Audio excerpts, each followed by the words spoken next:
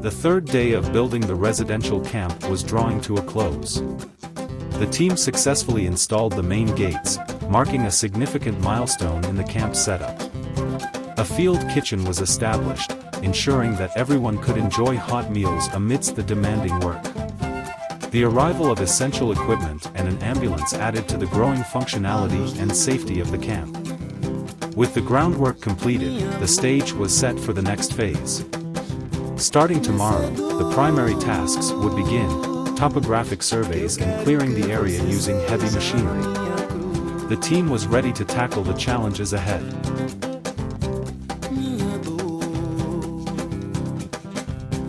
Minha mágoa, suave brilho dos meus olhos de água, noite fria em braços de